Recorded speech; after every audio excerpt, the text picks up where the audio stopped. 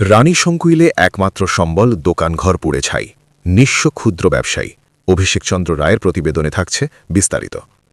ঠাকুরগাঁওয়ের রানী শঙ্কুইল উপজেলার রাতুর ইউনিয়নের হঠাৎ ঘটে যাওয়া এক ভয়াবহ অগ্নিকাণ্ডে এক ক্ষুদ্র ব্যবসায়ীর জীবনের সব আশা ভরসা পুড়ে ছাই হয়ে গেছে। আপনার ক্ষতির পরিমাণ কতটুকু হতে পারে? নিম্নে 20,000। কিসের দোকান ছিল এটা? চা, মুড়ি, চূড়া, একটু চেনাচুর। তার একমাত্র সম্বল ছোট দোকানঘরটি আগুনে সম্পূর্ণভাবে ধ্বংস হয়ে যায়। প্রত্যক্ষদর্শীরা জানান, মুহূর্তের মধ্যেই আগুন দোকানঘরটিকে গ্রাস করে ফেলে। দোকানে থাকা মালামাল, আসবাবপত্র ও নগদ অর্থ সবকিছুই আগুনে পুড়ে যায়। এতে ক্ষতিগ্রস্ত ব্যবসায়ীর 20,000 ক্ষয়ক্ষতি হয়েছে বলে ধারণা করা হচ্ছে। অগ্নিকাণ্ডের সঠিক কারণ এখনও জানা যায়নি। খবর পেয়ে স্থানীয়রা আগুন নিয়ন্ত্রণের চেষ্টা করলেও ততক্ষণে সব শেষ হয়ে যায়। একসাথে লাগিয়ে যাবো না। আপনারা চেষ্টা করেননি নিবানোর জন্য? কেমন চেষ্টা করবেন?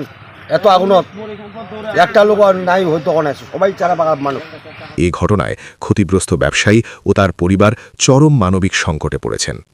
নিঃস্ব হয়ে পড়া ব্যবসায়ী চোখের জল ধরে রেখে বলেন, এই দোকানটাই ছিল আমার পরিবারের একমাত্র আয়ের উৎস। সব শেষ হয়ে গেল। তিনি সরকারের পাশাপাশি সমাজের বিত্তবানদের সহযোগিতা কামনা করেছেন। বললাম তো ভাটাস করে শব্দ হইল, যে কিসের শব্দ? উঠে দেখছি তো দেখা তো যায় না, বাড়িতে আমার একটু দূরে, এইটুকু মনে মধ্যে 1 মিনিটের মতো হবে আসতে দৌড়ে আসে দেখি গোটা ঘরটা আগুন চলছে।